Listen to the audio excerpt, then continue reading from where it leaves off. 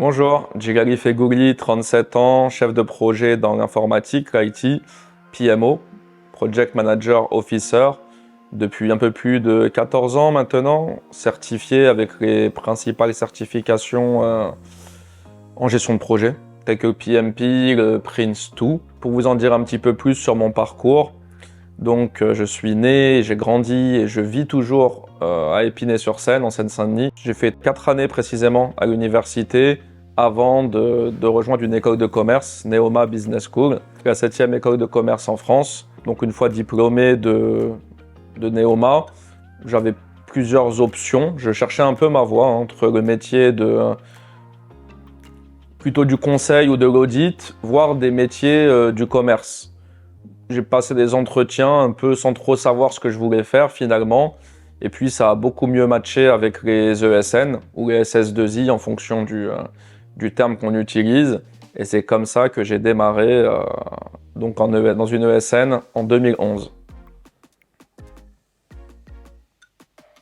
J'ai découvert la gestion de projet lorsque j'étais alternant en fait.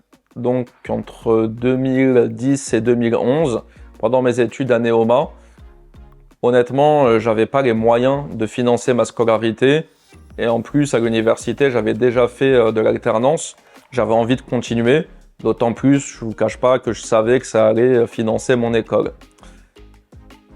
Donc la première, déjà c'était difficile. Déjà c'était difficile à l'époque de trouver un travail parce que le CV était assez léger. Mais la première piste sérieuse que j'ai eue, c'était avec un groupe automobile à l'époque. Et c'était pour faire assistant chef de projet. Donc je connaissais pas du tout ce métier. En tout cas, ça a matché, ils m'ont pris en alternance pour 2 ans. Et c'est comme ça que j'ai accompagné un chef de projet très expérimenté, très compétent. Et j'ai pu apprendre ou voir en tout cas ce qu'était un projet informatique en évoluant à ses côtés.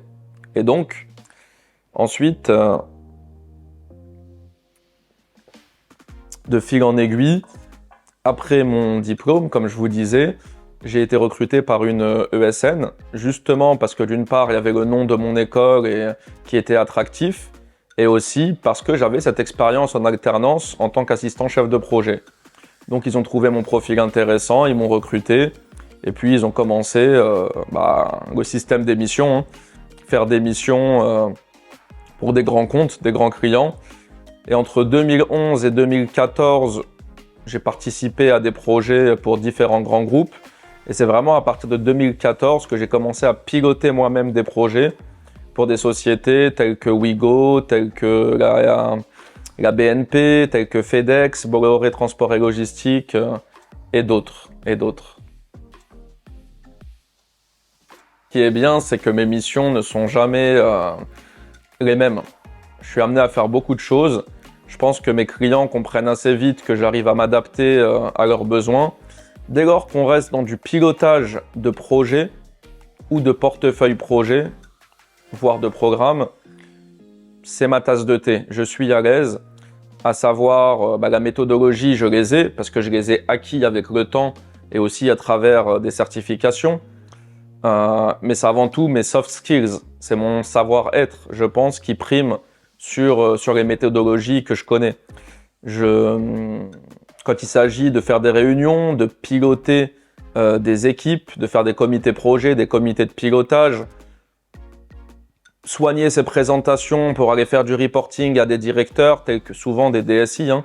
Je m'amuse à dire que je suis l'ami des DSI parce que je leur facilite la vie en fait, en termes de reporting que je peux leur amener sur les projets dans le cadre de pilotage de portefeuille de projet. En tout cas, voilà, quand il s'agit j'arrive assez bien à avoir la confiance des équipes sur les projets. Donc, ils n'ont pas trop de secrets pour moi, pas trop de tabous et on travaille en bonne intelligence et avec beaucoup de transparence. C'est vraiment le maître mot. Et de l'autre côté, je suis assez doué pour restituer l'information de manière claire, précise, avec des indicateurs classiques et habituels de la gestion de projet, les dates, les dérives, les délais, les coûts, les budgets, les plannings, les taux d'avancement, la météo projet, etc., etc. Une fois qu'on sait le faire sur un portefeuille de 10 projets, on sait aussi le faire sur un portefeuille de 100 projets, puisque la méthodologie, si elle est bien standardisée et qu'elle est bien communiquée aux équipes, ils sauront vous reporter finalement assez simplement. La plupart du temps, j'ai soit piloté des programmes. Donc un programme, c'est un gros projet informatique qui comprend des sous-projets ou bien des portefeuilles projets à destination généralement des DSI. Effectivement, en 2018, le grand saut dans le monde du freelance, une volonté, je pense, en voyant les autres, en voyant des consultants freelance autour de moi, un questionnement déjà de me dire c'est quoi? Qu'est-ce qui distingue concrètement le freelance du salarié en ESN? Donc très curieux, j'ai commencé à échanger avec des consultants freelance, ceux qui voulaient bien. C'est pas toujours évident qu'un freelance vous donne ses secrets et vous fasse un retour d'expérience honnête. Et du coup, c'est comme ça que j'ai commencé un peu à découvrir ce métier de consultant freelance à force d'échanges. Et puis j'étais décidé, voilà, en 2018, je me suis clairement dit, en fait, tu es un bon consultant, tu as trouvé ta voie, c'est la gestion de projet, c'est ce que tu aimes faire, maintenant tu le sais, tes clients sont satisfaits quand tu es en mission, pourquoi ne pas tenter de le faire pour toi-même en fait? Pourquoi continuer de le faire pour une société de services informatiques quand tu pourrais le faire pour toi-même? Tu es quelqu'un qui a confiance en toi, qui sait plutôt bien se vendre en entretien et qui délivre des missions de qualité. Donc vas-y, fonce, tente, essaye. Et c'est comme ça que je me suis lancé. Donc j'ai quitté mon ESN, j'ai démissionné. Et puis j'ai dû trouver une nouvelle mission. Je m'étais dit que je me laisserais une période de 3 mois pour trouver. Et que si je ne trouvais pas en 3 mois, je commencerais à rechercher du CDI en cas d'échec. Parce que les économies, au bout d'un moment, elles s'épuisent. Hein.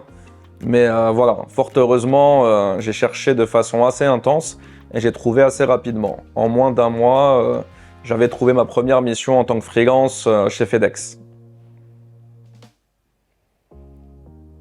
Alors sur le fait de doubler son salaire, ça dépend.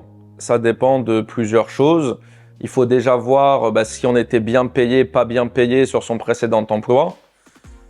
Il faut voir aussi le TJM sur sa première mission en tant que freelance.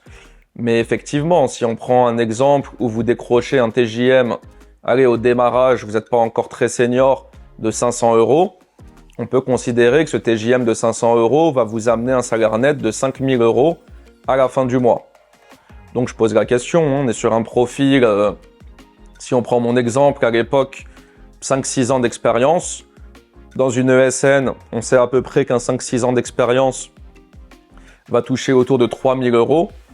Donc dans ce cas-là, et encore un petit 3 000 €, ça va dépendre des sociétés de services informatiques. Dans ce cas-là, effectivement, on n'a pas totalement doublé, mais j'ai envie aussi de poser la question à ceux qui hésitent. Vous passez de 3 000 € net à 5 000 € net. On parle quand même de 2 000 € net. Est-ce que clairement, ça vaut pas le coup de passer freelance? C'est la première chose.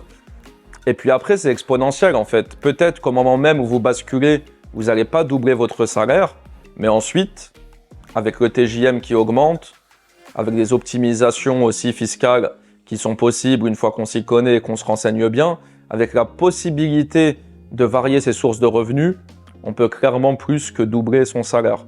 Voilà, moi aujourd'hui, j'avais d'ailleurs fait un post sur LinkedIn, j'ai quitté mon ESN à 3 500 € net. Et aujourd'hui, effectivement, j'ai bien plus que doublé ce salaire. Voilà, j'ai plus d'expérience, c'est vrai.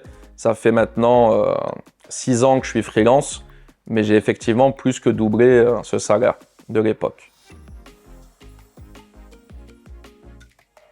On essaye des choses depuis 2023. Effectivement, j'étais arrivé à maturité sur mon rôle de consultant freelance. Donc j'ai mes missions, je sais délivrer de la valeur à mes clients. J'étais bien installé justement chez mon client et ça se passe bien.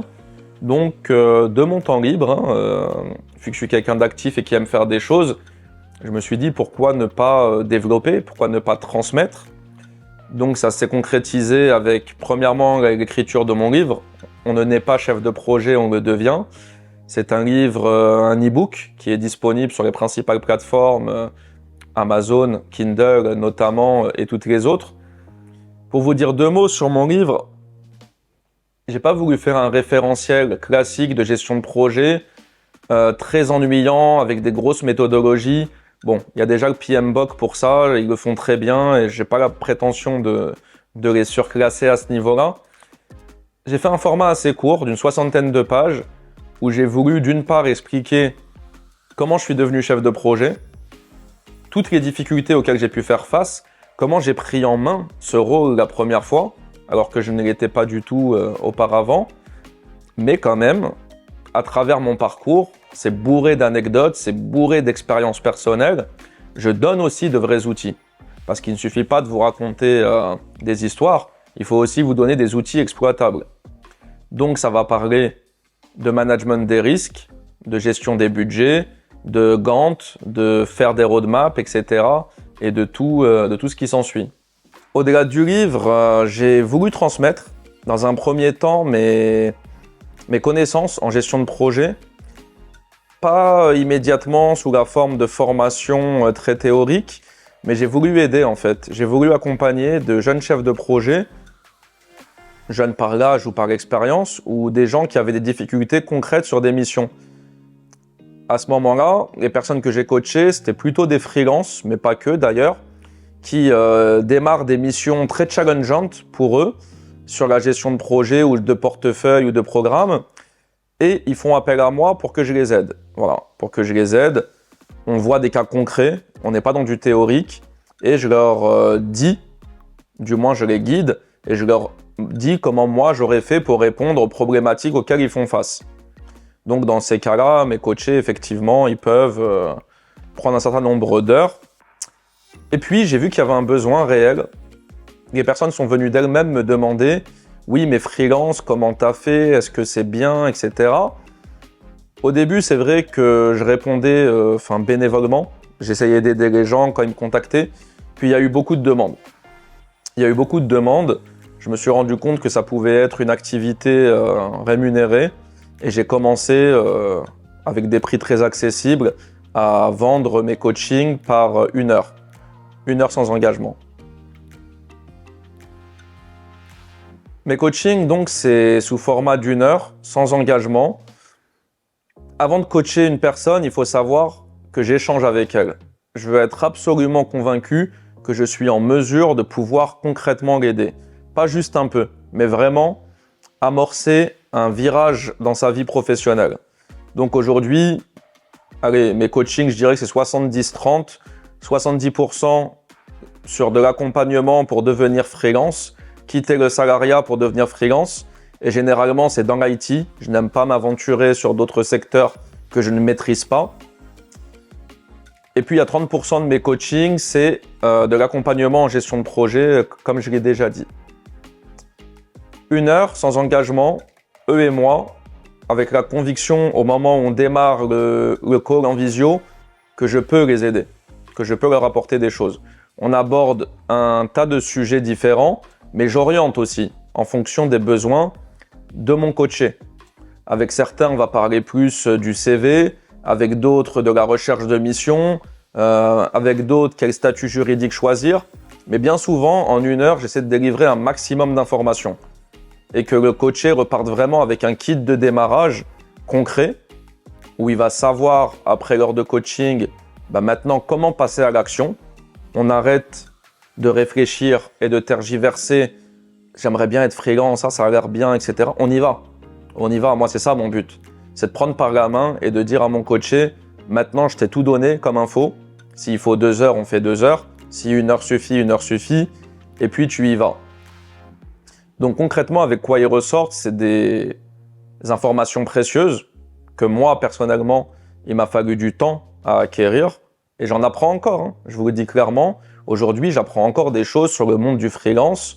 Comment mieux se vendre, comment démarcher en direct. Et tout ce que j'apprends au fil des années, je suis capable d'en délivrer beaucoup en 1 heure. Donc voilà, concrètement, les avis de toute façon sont sur Google, AKF Consulting. Vous pouvez consulter les avis ou sur mon site web devenirfreelanceit.fr. Je pense que les coachés sont plutôt hyper satisfaits de nos séances de coaching. Certains reviennent 3 mois, 4 mois plus tard parce qu'ils ont d'autres besoins et ils ont confiance en moi. Donc c'est la plus belle des récompenses. En tout cas, je m'interdis de vendre pour vendre. Ça, c'est pas ma philosophie, c'est hors de question. Si j'ai la conviction, et j'en refuse plein, hein, je refuse beaucoup de personnes qui viennent me demander, parfois même insistant, si j'aimerais quand même que tu me fasses un coaching. Quand c'est pas mon domaine d'expertise, quand je n'ai pas la légitimité, je suis désolé, je peux pas accompagner. En revanche, s'il s'agit de devenir freelance IT ou d'aide en gestion de projet ou PMO, je suis votre homme, je donnerai tout et je suis sûr que je peux vous faire passer un cap dans votre vie professionnelle. Alors pour réserver un coaching avec moi, il y a la manière la plus classique. Vous allez sur mon site web devenirfreelanceit.fr et vous trouverez tous les liens pour vous inscrire. Vous pouvez aussi acheter mon livre pour ceux qui ne veulent pas forcément passer sur un coaching, mais plutôt avoir un document, si je peux dire, un livre clair, précis, pragmatique sur la gestion de projet. Autrement, si vous voulez un peu discuter avec moi avant, pas de souci, sur LinkedIn, hein. Vous venez en messagerie privée, vous m'écrivez, puis on essaie de voir ensemble si je peux vous accompagner sur un coaching ou pas. En tout cas, vous savez où me trouver. Moi, je suis super excité pour l'année 2024. J'ai encore plein d'ambitions, envie de faire plein de choses. Et j'ai surtout envie d'aller beaucoup plus loin dans mes coachings avec vous. Donc n'hésitez pas. Ne vous mettez pas de frein psychologique. Il y a beaucoup de peur et d'appréhension sur le fait de devenir freelance, je comprends, mais je suis passé par là. Et je pense que je peux répondre au moins à 99% de vos interrogations. Donc voilà, n'hésitez pas à me suivre sur LinkedIn si vous voulez voir du contenu sur la gestion de projet, sur le freelance IT, sur ma vision du monde du travail, de l'entreprise et puis de la société aussi de façon un peu plus globale. Je vous dis à plus sur les réseaux.